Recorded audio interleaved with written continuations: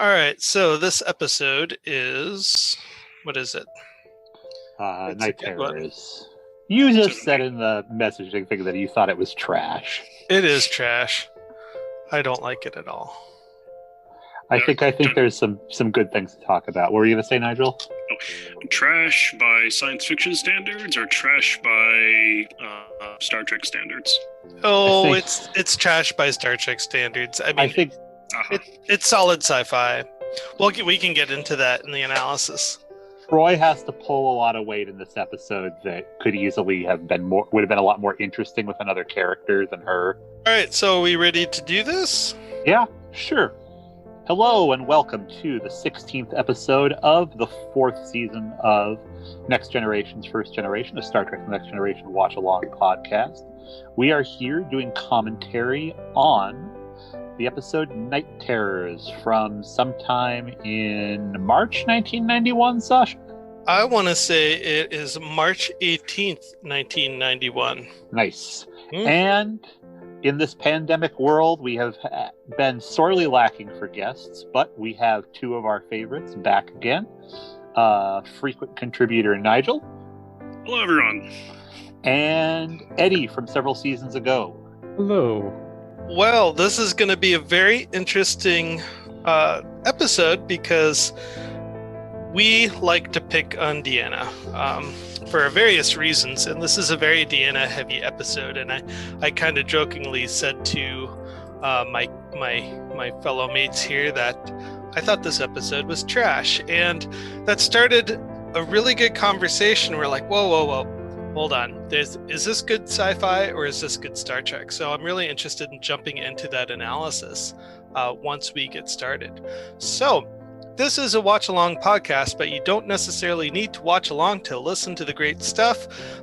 So sync up your viewing device. If you have it, we're watching on the Netflix HD version. We'll give you the countdown 5, 4, 3, 2, 1, and you can push play. Otherwise, you can just sit back in traffic, mowing your lawn, reading a book, or standing on your head. Here it comes. 5, 4, 3, 2, and 1. There's the Enterprise.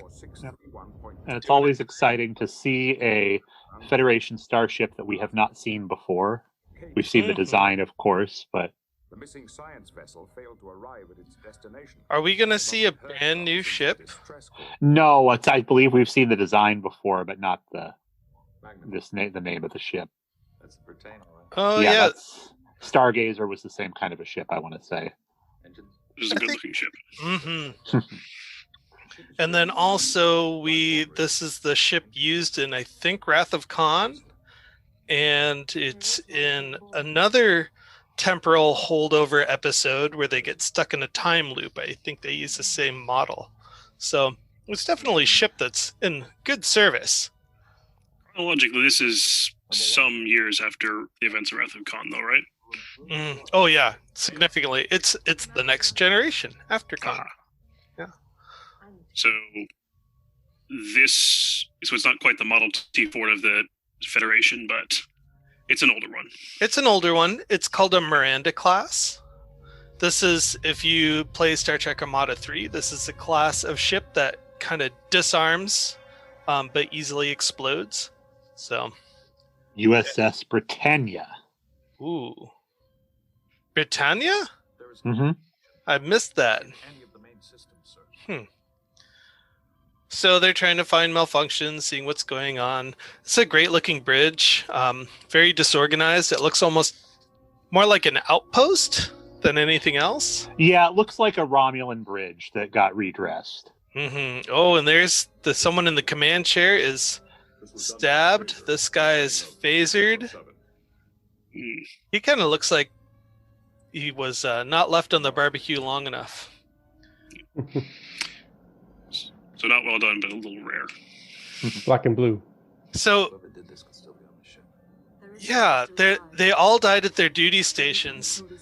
It makes me wonder, wouldn't they be like lying on the floor? Like it's odd that someone would just come up and stab you while you're sitting in a chair, and then the next guy in the room is sitting in a chair and he gets phasered. kind of would have been a little bit more believable if they spread them out and added more chaos. Who did this to you? True, But they found. Go ahead. I think the premise of this is that they all kind of were almost on like an acid. I mean, not really, but like we'll call it space acid. So they're tripping out. They had no idea what was going on anyway. Yes, so they truly lost their minds in their concept of social norms and just kind of ripped into each other. So they did find a survivor. He definitely had that PTSD glazed look in his eye. He was a little bit out of breath. Space. And so this episode is actually number 17. I think we accidentally said 16 earlier. We are in March 18th, 1992. This episode was directed by Les Landau, and the teleplay was by Pamela Douglas and Jerry Taylor. So, who did the music? Ron Jones did the music. It's very nice. I'm glad he did this. Anyway, It's weird. On IMDb, it says March 16th, 1991. Really? Yeah. Oh, okay. Time to fact check it. I'm going off of Wikipedia's premiere. Yeah, Wikipedia and IMDb have different dates. Oh, they hate each other. Well, it's because it's a syndicated show. So depending on where you live, it aired at a different time. Now, Memory Alpha says premiere date March 18th, and if you were in the UK, October 12th, 1994. This was filmed between January 7th, 1991 to January 15th, so it only took them about a week to get this episode in the can. That's crazy that they were producing stuff this fast. Mm-hmm. Because normally you have a whole season in the can and don't film while the show's airing. Looks like they did additional blue screen shots on the 22nd of July. And the draft for the episode, the actual script, was revised finally by December 17th. So we're looking at just over a month, from December 17th to January 22nd. You have one episode. And you got to keep in mind that they probably have 4 other episodes in the production line too. So weren't you saying that they film these episodes not by episode, but okay, we have 3 sick bay scenes to do for 4 different episodes. Let's just do them all. And then they move up to the bridge and maybe do their 3 or 4 scenes for various episodes there. Makes sense. And it's a real testament to the acting skills to be able to get into the mindset of different episodes in one take, all in one day's worth. Now, if you were a cast member who had to sit through all of these act through all of these scenes, and you didn't watch the show, would you have any clue what's going on in the show? Like, could you put it together chronologically, or would you just be totally confused and not know what anything's about? Probably pretty confused unless you were on your off time sitting there watching them make it. I mean, that's what a lot of actors that are in like mystery films or films that have a lot of action scenes in them, they can't tell you if the movie is going to be good or bad. They just know whether or not they gave a good performance in it.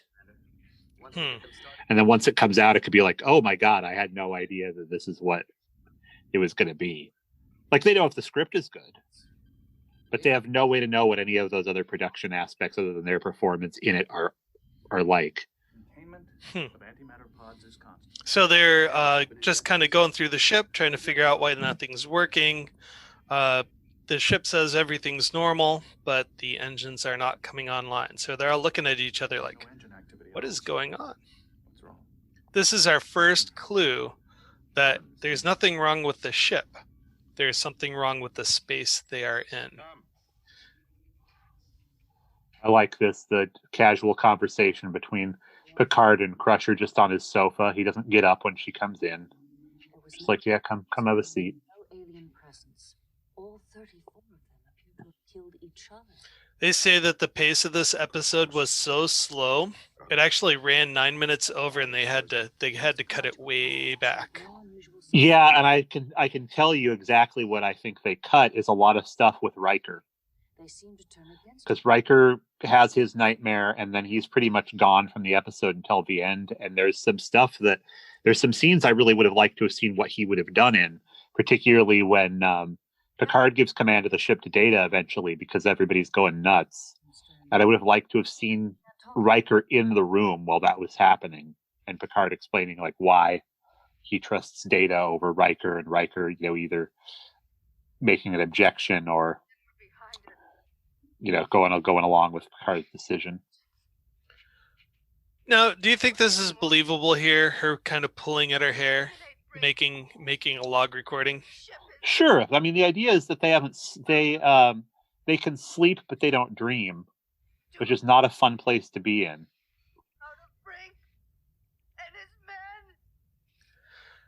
This reminds me of a Deep Space Nine episode where there was a paranoia cultural database that came in and turned everybody against each other, which kind of what this captain here was alluding to is that someone they're breaking into factions, there's a discord more or less, and people attacking each other. So we are looking at Troy in a blue screen, and we are hearing the awful I'm coming. Where are you? one moon, two circles, I think it says. Yeah, and eyes in the dark, which, this is the only thing I remember about this episode at all from being a kid. I really, really didn't like it. I remember just sitting on the couch, being 9 years old, just being, this makes me uncomfortable. I would agree. Looking back, it seemed like the whole episode was just 40 minutes of her floating in this. Yeah, that's how I remember it. I mean, there's actually some good stuff besides this in this episode, but this is so jarring compared to a lot of other stuff that's on the show that it's just like, ugh. Mm-hmm. Something kind of funny about that scene is that, so they had to redo this blue screen shot several times because she's having different scenarios floating through this corridor in space. So Marina actually asked for more action scenes, and they give her this scene, and she has a fear of heights. So they had to suspend her, kind of up in the air, not too high, just maybe about 5 or 6 feet, so they could get the full body float thing going on in front of the blue screen. So they actually brought in a stunt double to do some of those. This guy doesn't look like he's much older than Wesley, and here he is. Well, he's got an ensign. He's a lieutenant. Yeah. I think it's a ensign, 1 pip. Yeah. I wonder if that scene with her floating was kind of inspired by Labyrinth, which was only, I don't know, like 4 or 5, maybe 6 years before. About 6 years before. Yeah. Could you go into that? I have not seen Labyrinth. It's a weird movie. The way she's acting in it is very similar to how the actress in that movie acted, which I can't think Jennifer of her name. Connelly. Yeah, Paul Bettany's wife.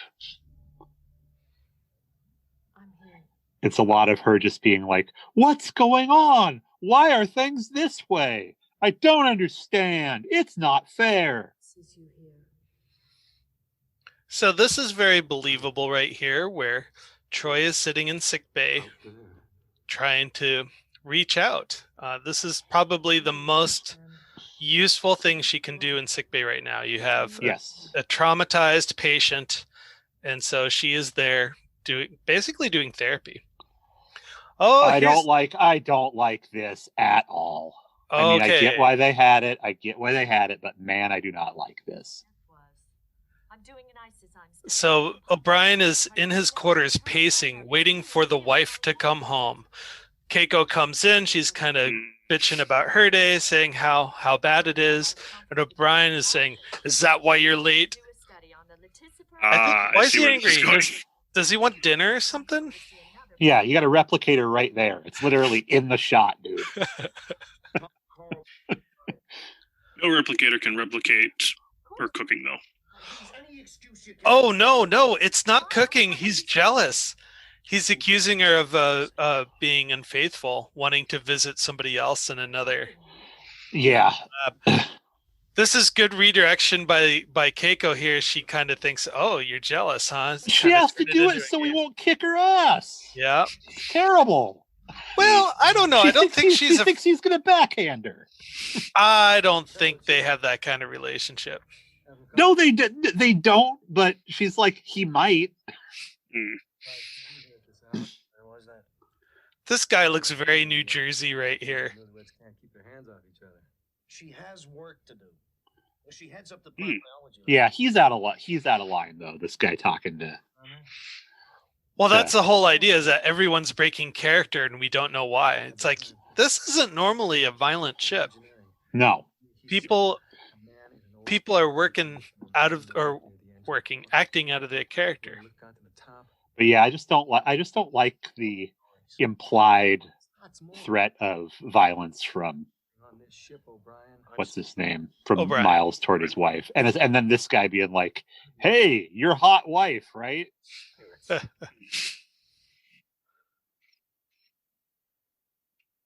So that guy, the Beta Z survivor that they found, he was actually did 3 episodes in Deep Space Nine as well, as a Cardassian called Rasat. He was part of the new Cardassian rebellion towards the end of the season, or end of the show. So I couldn't figure this out. Like, Picard's ready room is attached to the bridge. He's like, why doesn't he like lean out there and be like, is anybody messing with my door? You guys, doorbell is ringing. That's not his character, though. He's got to, for him to stick his head out the door breaks his formal impression. Yeah. Or persona, I mean. They also would have made the announcement that he was coming onto the bridge too. I love that part. So Troy and Beverly do walk in, and he just for a half a second thinks they're messing with him. Well, Beverly and I have been getting unusual reports. So this is the first sign that something's wrong. 2 department heads come in and say there are unusual reports over the ship. Erratic behavior, hallucinations, but they don't know why or what's going on. And of course, in convenient writing, they just say, oh, everything started when we found this ship. And they do some foreshadowing. It might get worse. So we are about to see exactly how bad it's about to get. Beautiful I think shot. it's standard Starfleet protocol to go directly to the captain and report this, as opposed to writing up a report first. If it's an emergency. Because I feel it would have saved a lot of trouble, because they could have checked those filed reports with the Britann and seen when this thing started to go crazy. That's true. It was just verbally spoken, then there's no way to record that or retrieve that. Now that's a little frustrating. Riker just comes up, dismisses that ensign, and another one comes in from off screen. I think he made a really smart choice in that, though. Mm-hmm. And that's why it's funny, because you don't actually see. I don't think when Data takes over do you see him relieving anybody from duty, which he should be relieving a lot of the people he interacts with from duty. Like, pretty much once Data takes command, almost every interaction he has is somebody that he should have said, hey, you should probably go off duty. So we're almost about ready to get past the technical issue and turn this into a psychological issue. So the Enterprise wants to leave, but they can't. The engines don't work. So, you know, how many times can you go over the engines until you realize it's broken? Well, fortunately, they put the problem in the box, and the box is presented an inverted donut with 2 spheres attached to it. What's interesting is they talk about like another Starfleet captain that experienced this. So it would be interesting, the Captain Tyken. So it would have been interesting to have seen them show up on like Discovery or Enterprise or something. I don't think they did. They reference stuff like that, like Dyson Sphere. They reference a couple. Oh yeah, they do. But Jonathan Frakes referred to this episode as a yawner. Well, it's because he doesn't have a lot to do in it. He's got one more big scene, and then he's just gone. Fortunately, his cargo included aniseum and urium, which he used to detonate the explosion. They then escaped through the ruptured center of the rift. So this other Starfleet captain created a big explosion in space, and that freed them from the rift. Power to reproduce complex elements in the replicator. Data says we do not have the energy to produce these high-yield explosives. Yep. Or complex elements, which fortunately hydrogen is easy for them to create because that's how they get out of it eventually. Mhm. What about nightmares? Records of sleep disturbances of any kind. Then what is it? So that ensign who sat down, not the lady who was relieved, but the guy who sat down, his name is Brian Tachi, and he was actually in a TOS episode as a little kid. Oh, that's cool. Yeah, it was which one is it? Interwebs, don't fail me now.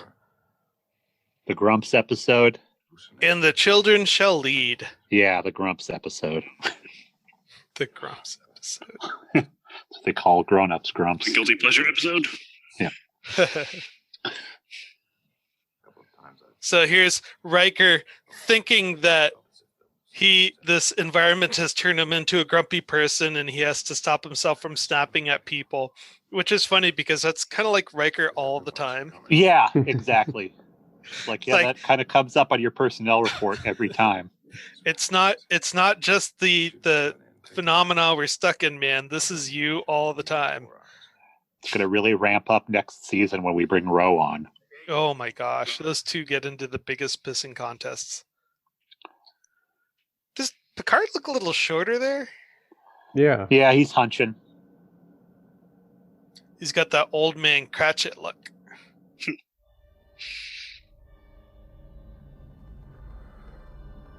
Wow.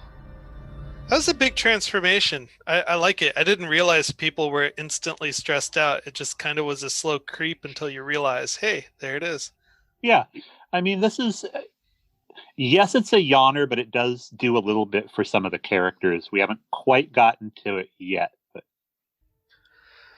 So there have been a number of television shows and episodes and movies where even though it's in space, it's futuristic, it's sci-fi, it's really just a psychological thriller.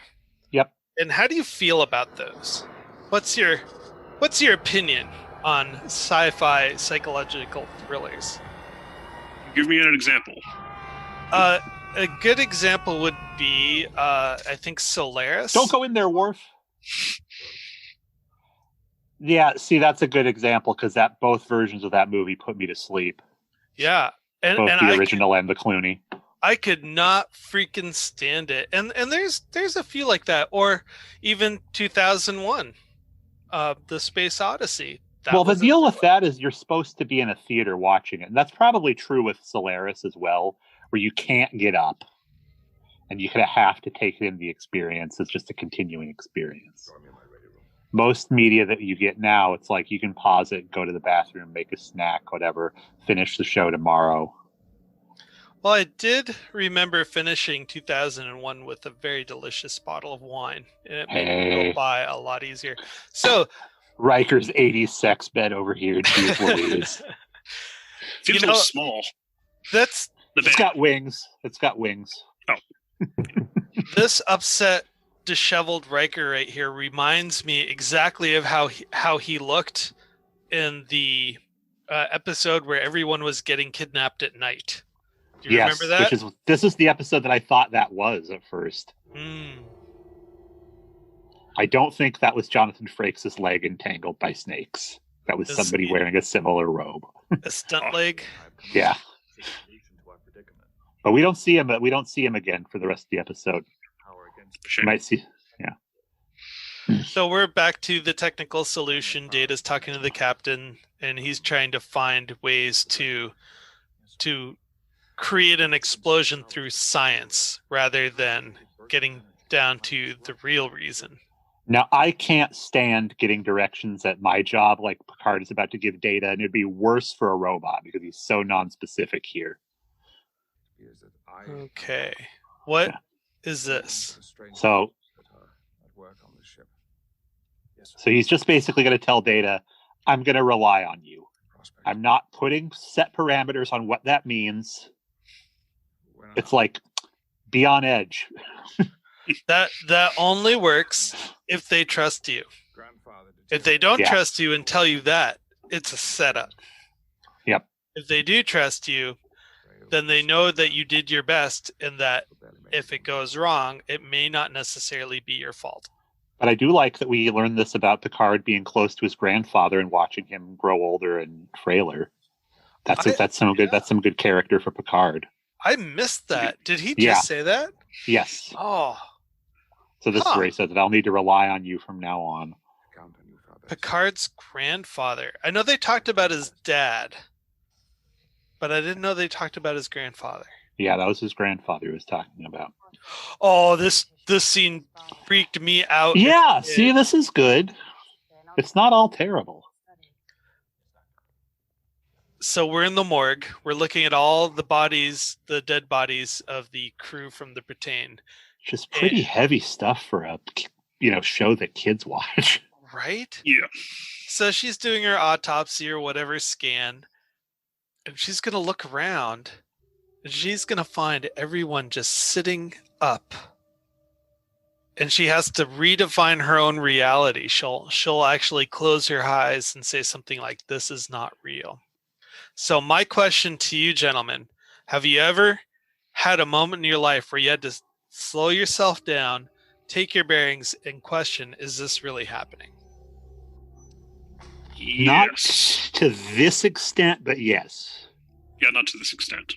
In sleep, in a dream. Sleep. Yeah. That's it.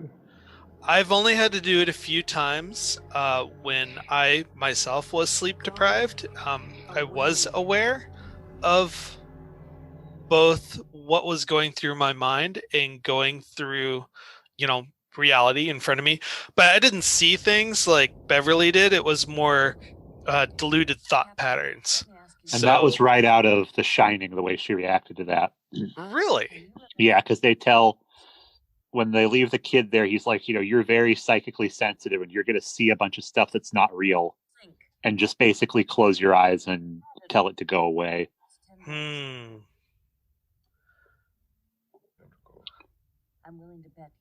I wonder how Beverly came to this conclusion about sleeping and dreaming. Talking to her staff, probably. And just, expanded her data range to be like, there might be, or anybody else that happened to come into sick bay, started asking them, and then she got enough information to take to the captain. Some of the bodies from the Britannia doctor. Right, and I've noticed that they have frequent misspelling errors between the name of the ship. Yeah, I think it was me that messed up and said it was the Britannia and not the Britain. Because I'm just more in the Britannia. and then the credits or the subtitles have it spelled one way, and the markings on the ship was spelled another. I wonder if that's deliberate. Just to mess with the orientation of the audience. I like stuff like that. I'm sure if I dug deep into the interwebs, I could find something about that. One pretty horrible analogy I wanted to make about this was how, unfortunately, when people are tortured, they're intentionally kept awake with very little to no sleep.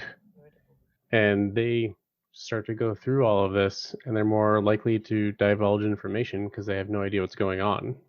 Oh, so you think of it as a type of torture. Your guard goes down as you're more disoriented? Is that what you're saying? Yeah. Your guard, well, not necessarily your guard, but your understanding of reality. And so you might be seeing somebody that isn't actually talking to you, and just instead of your captor, you might be seeing, your CO for a military, for example.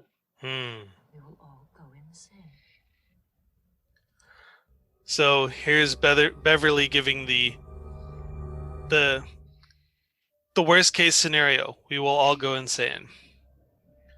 And here's Troy doing, trying her best to get this out of the sky, but it's like She's pushing too much for this. We're on a timetable. We don't have all day for you to figure this out. Well, we have 18 and a half more minutes of the episode, I think. Yeah. Yeah, I was thinking about what you said there, Eddie, and the first thought that came to me was Psychops. I mean, we hear about them going into battle with loud music playing on speakers or having those devices that shoot high-frequency sounds at specific individuals. But then also, the darker side where you are in our custody and we're going to do things to you to get you to talk. Yeah.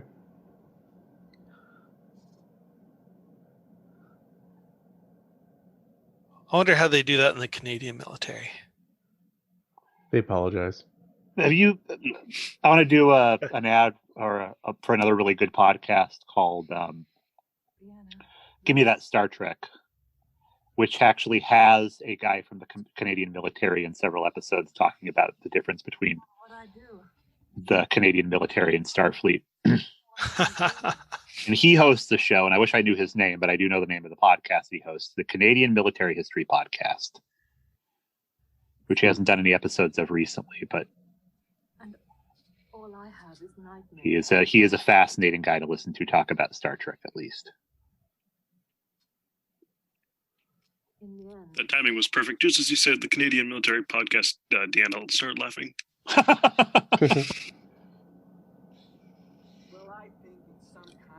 Oh, this is a great scene. Yes, I'm so glad they put her in this, because this is the one person that you would want to know, what they do to keep under control in a situation like this. And her thing is about making sure that other people are staying in control.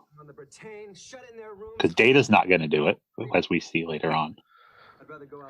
Well, you got to keep in mind, too, that the bartender's role is to maintain order in the bar after dispensing drinks. So their job is to watch just how drunk people are and, move them on if they. But she pulls a gun later on in this, which she would normally have asked a security officer to do for her. What do we do now? Take it to bridge. I mean, we know that with that was that last scene was in defense of Picard. So being like, you don't get to talk about your captain the way you were talking about him. But in the next scene, it's like, yeah, I will use lethal force to shut this down too. Discharge in 3 seconds. 2, 1. There's some really good commentary. I recommend folks search for for this episode on the reception. So, for example, Jonathan Frank said it was a yawner. Marina Sirtis said that she liked it because she's Greek and she has a lot of belief in the meaning of dreams and that it went into the dreamland. I think that's interesting. Les Landau does not talk about this episode and he won't elaborate. Huh. Okay. And it just goes on and on. Like there's a lot of commentary from the cast about this episode. This is super important. Setting some stuff up with Worf and Troy here. Mm-hmm. This is one of many instances where they become friends because of Worf's tragedy. Mm-hmm. I want to know who just keeps a vial of poison in their freaking quarters like that. I think Klingons just do. It's kind of like having the salt and pepper shaker on the table. It's like, oh, that's our poison and that's the Epigac. It'd be important not to confuse the two. I mean, whoever the quartermaster is on the ship would have to know that was there, but since we don't ever see them. Why? What is it? I would think that Worf would be a little bit better at dealing with sleep deprivation due to his training as a Klingon warrior, but then again, biologically, who knows? We missed seeing why he didn't come to that meeting on time. So something happened in probably the 9 minutes that they cut with Worf on the way to that meeting that they had about where they were trapped. That may have explained this better. To admit that you're afraid. gives you strength. It's interesting. We never see Worf afraid. We see Worf sidestep and do some shady stuff, but we never see him panic. It's just Yeah. an illusion. It's not real. Yeah, I'm with you there, Mr. Patrick. I would have loved to see what Worf's hallucination was.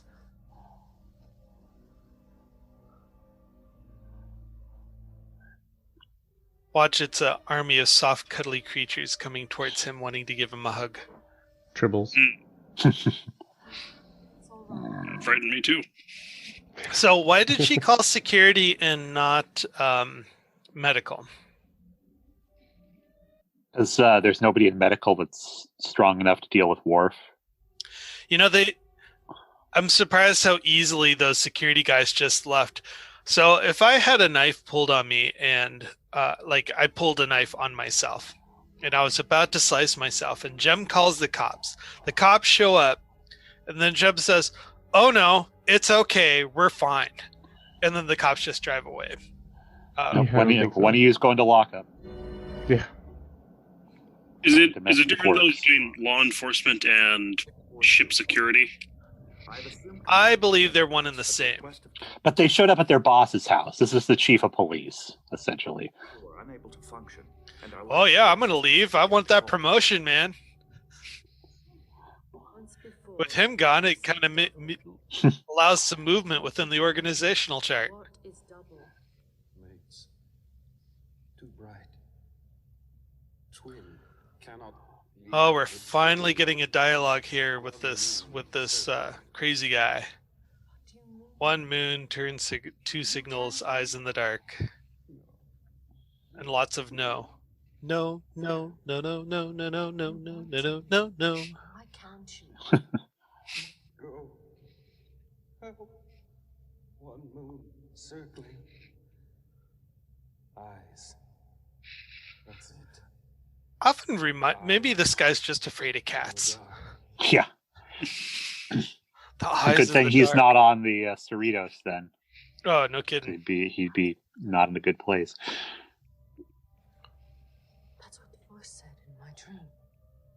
Is that where you heard it?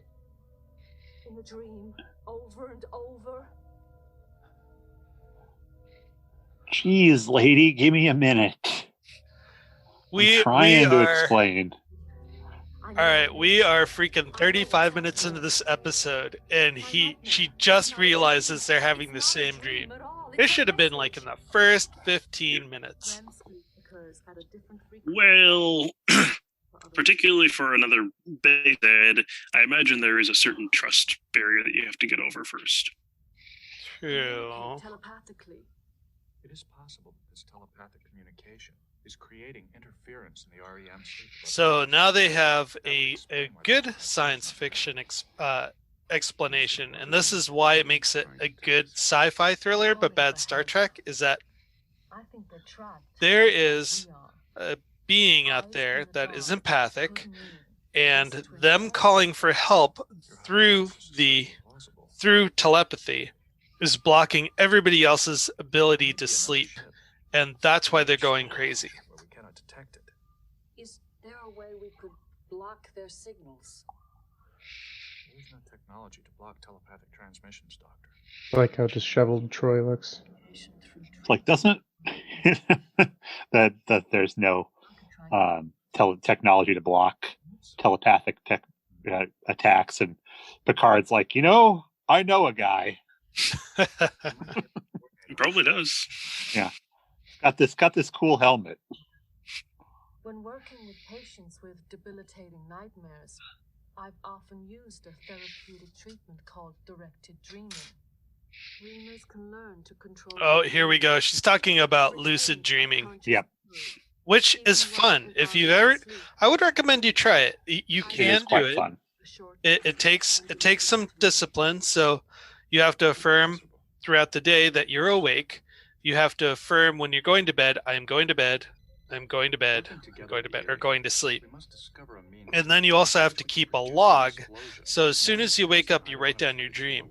And those will give you the foundational tools These are the elements to available. start being able to recognize when you're dreaming and when you're awake. And once you realize that, hey, I'm dreaming, you can start exercising your control within the environment. One of the early times when I tried to do this, I got bored and ended up playing video games in my dream. Which, not a terrible way to spend a dream. What a So lack I of think imagination. that they put in the HD version, they dimmed the light in this scene quite a bit. I don't in Picard's office they were in low light, but I just watched this morning on the SD on the DVD, and it was not this dim. I don't remember during this scene. But it was a smart decision because you would want to lower the level of light on the ship if people are feeling the way that they are. Yeah. Which is now shorthand for you're in the mirror universe. Or it's night shift. Yep. So I found it. The model was mistakenly spelled Brittain. And the correct spelling is Brattain. How do I tell them what to do? Grattain. Brattain, not Brittain. Brittain's a little better, to tell you the truth. Yeah. That's a bratty ship, man. Don't go there. That's where we put all the misfits. That's Wesley's first ship. Yeah. Transferring me to the Brat. Oh, man. No, that would be Wesley's first command. The Brat ship. It will maintain electrical activity in your brain at the proper frequency. I wonder what these actors do to get in character for some of these shots. Like, would they just deliberately keep themselves a little sleep deprived just to look more tired in the scene? 2 minutes, but I want it now. Well, if you don't eat the cookie, you'll get a second one. Oh, we kind of talked over the plot. So they found a way to put Deanna asleep, but she's still lucid, so she communicate. During that time, while she's lucid dreaming, communicating, Data is going to release a stream of hydrogen into space, and they're hoping that the other alien is aware of what's going on and to explode whatever it is they need to explode to get out of there. Get us jammed into shelter areas. Now, why would they put everybody in a shelter area in this situation? To reduce the chance of folks going around and killing each other. I guess. Yeah, and to deaden the effect of the explosion, too. Hopefully they'll survive. I imagine some of the shelter areas on the ship are also escape pods. That would just, if there was a large shock to the ship, would just detach and get them away. Yeah, it's a brawl! Starfleet brawl! There's Guinan's gun. Look at that thing. Oh, it's huge. Some special effects overlay. They were indeed special. Souvenir I picked up from Magus 3. That was setting number 1. I want to know why she keeps a weapon behind the bar on such a peaceful ship. That's the big shocker there. Because she's seen everything. And, well, all the other people who work there, because she's not the only bartender or server there, so they all have to say, like, yeah, that's Guinan's gun, don't touch that. Which again, whoever the quartermaster on the ship is would have to be aware that she had that, just like Worf having poison. I wonder if Wesley saw that when he was planting nanobot traps in the first season. Remember, he was crawling around on all fours? Oh, that's Guinan's gun. I'm sure she told him some story about why she's got it. And she's also got some other stuff behind that bar. She's got the real alcohol down there, I believe. Mm-hmm. None of that synthahol stuff. Right? One moon. Circles. Where are you? I have to find you. Labyrinth or Never-Ending Story? That too, yes. Atreyu!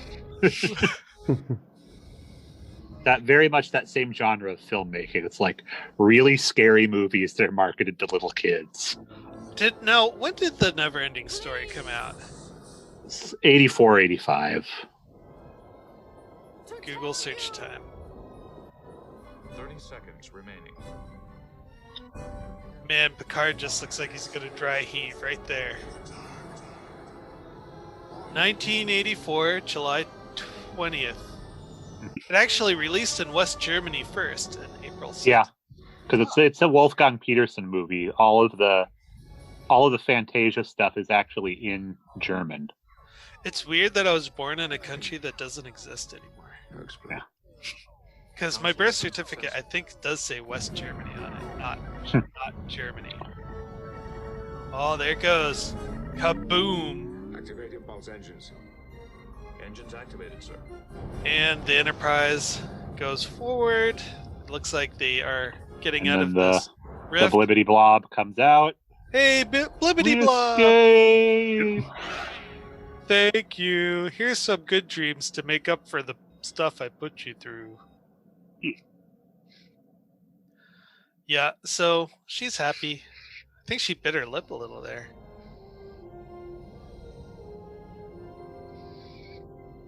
Oh, there's Picard. We have cleared the rift. Now, Picard is about to do something that we've seen a lot of, where the whole ship just kind of takes a break and he says, Data, you've got the show. That's why this is science fiction, is because you would never be able to have a ship like the Enterprise where people could be this casual all the time. As my final duty as acting captain, I order you to bed. Oh, look at that. Good Data job. in orders. Very well, Mr. Data. So Captain now Data, you, sir. that acting captain is on his resume now. Data. Like- Thank you. Pleasant dreams, sir.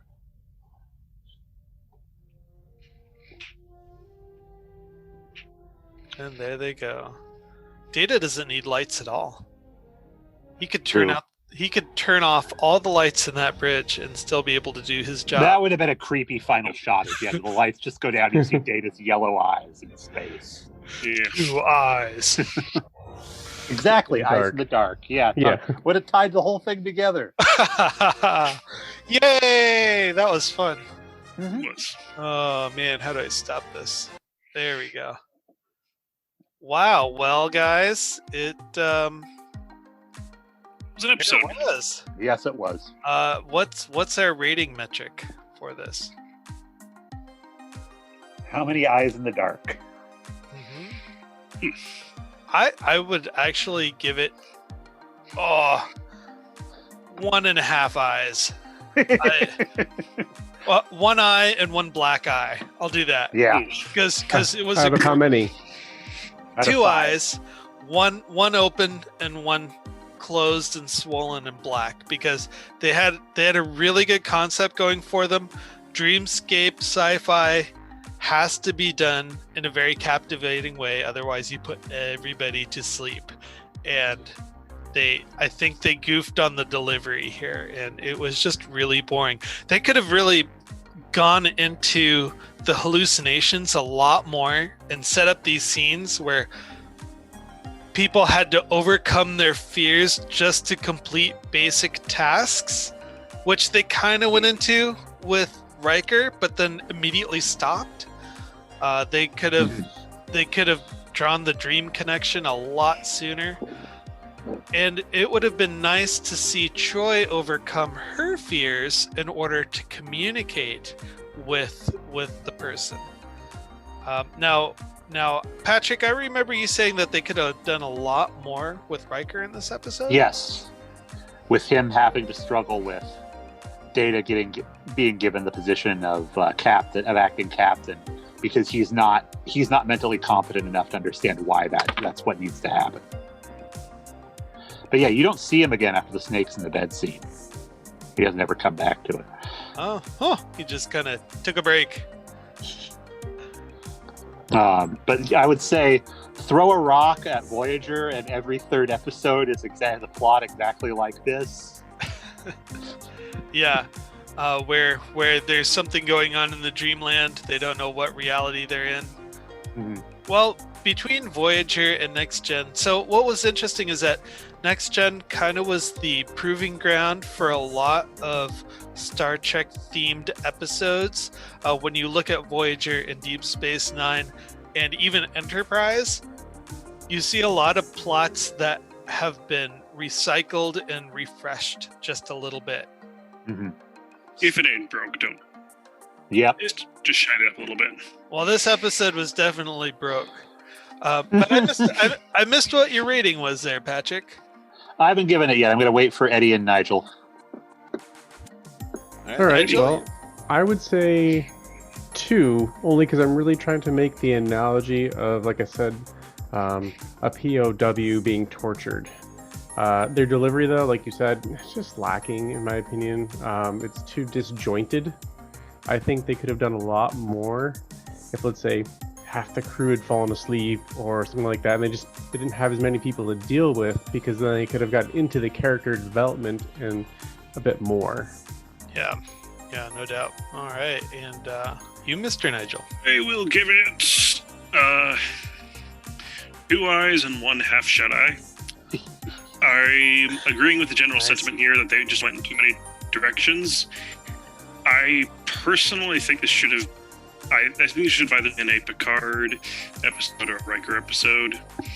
The Riker episode for the reasons that Patrick was laying out, but Picard, I think we need to just kind of gloss over how he saw his grandfather get frail and old. And one theme that I've noticed with Picard a lot is that he really does not like the feeling of losing control. And here in this situation, he very much lost control. And I think this is where the whole psychological aspect for me, I personally find appealing. Mm-hmm. At least with sci-fi. And I think it could have been a better episode if we saw more people going crazy earlier on, then the rest of the episode largely focused on Picard struggling with becoming his grandfather. And even if it would have been great if he had hallucinated seeing his grandfather. But I'm just rambling now. I think on its own, though, it's a passable episode, but too many directions, too many. It wanted to be both psychological and very sci-fi tech, so at best I can give it 2 eyes and a half shut eye.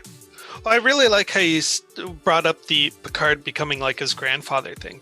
So if you look at future TNG episodes, everybody gets to redress their crazy face. So we see Riker go crazy at least 3 or 4 more times. I'm thinking of Picard in the episode where Barclay becomes a virus and everybody de-evolves. And you have this beautiful scene where Picard is afraid of everything. He's becoming a primate that's just afraid of noises in the jungle.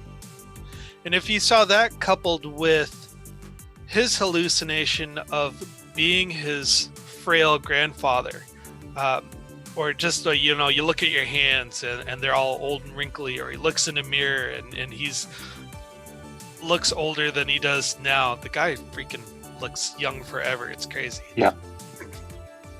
And then I was also thinking about what Eddie said about POWs, and that would have been a really interesting way to go, because there's a lot on that ship that experienced trauma. So we could have had a scene with O'Brien, instead of him getting angry at his wife, he could have had flashbacks of the Cardassians torturing him, because it was established that he was in battle with them and that he was afraid of them. We also could have seen Worf's fear, because it's not like him to just admit a weakness. And this is where I really like Eddie's suggestion. It's like, this could be an opportunity to kind of dig deep and see the truly dark, scary stuff of each individual. Thanks. I'm also going to go with 2.5 stars. I'm sorry, 2.5 eyes. But I thought it was interesting. And again, this is why we needed to see more of Riker in this. We found out in this episode that, and we kind of got a glimpse of it in Remember Me, that Beverly and Deanna can run the ship. They can get Picard to do what they need Picard to do without having to battle and negotiate for it, which Riker's got to do. In every situation where Riker has to overstep Picard, he's got to prove that he can do it. Well, that's because Riker and Picard come from the same speciality. They're both trained in command, whereas Beverly and Troy come from different. They come from the medical field. Yeah. Well, Troy is technically has commander as part of her title. She is a lieutenant commander, so she has had some command training. And that's the other thing, is it's like I'm having trouble remembering who had to talk Worf out of the suicide ritual and the one where the barrel fell on him. But look how quickly Deanna was able to de-escalate him in a situation that the rest of the crew couldn't. And again, we don't see how serious what he saw was to make him want to kill himself. Yeah. We only hear him say that he's scared. I mean, yes, we can use our imagination and think that something pretty terrible that he thinks is going on, but yeah, watch, he found a tribble key fob in one of the shuttlecraft. That's what set him over the edge. Well, folks, that was a lot of fun. I actually enjoyed it. Holy smokes. So thank you, Eddie and Nigel, for joining us. We also thank the audience for listening. Thanks for having me. We enjoy making this podcast for you. We have, what is our next episode? Identity Crisis, one that I barely remember. Oh, that's a cool one. That is another transformational episode. So we had Troy do her transformational episode here.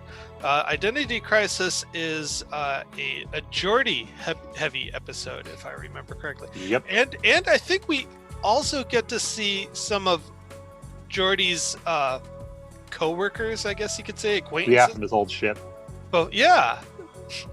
So that's kind of cool. And then the episode after that is Barclay. The nth degree of Barclay transforms. So it's like, bam, one after another, after another, after another.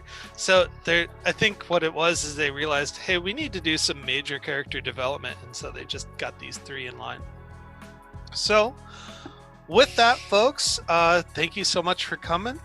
And I'll have to say, have a wonderful day. Why am I interviewing you guys? So you're the guest. So Sascha, what's a Star Trek? Hi, Next Generation? I'm the guest. So Sascha, what is Star Trek? Seek us out at Next Generation's First Generation at iTunes, Google Play, and YouTube. Music credits include Electric Car by Poddington Bear, Broke for Free, As Colorful as Ever, 71017 by Vortex, Telecom, Star Song, and Wireless by Lee Rosevere. Audio engineering by Sascha Shouties. Chief Meme Maker and episode cover credit goes to Matthew Kirshner. Logo and graphic art design credit goes to David Clawwitter. And special thanks to Patrick Delmore for working with other podcasts to make sure the good word gets out. If you'd like to email the show, you can email us at nextgenfirstgenpod@gmail.com. I've been Patrick Delmore. And this is Sascha Shouties. Thank you very much for listening and have a wonderful day. Good night.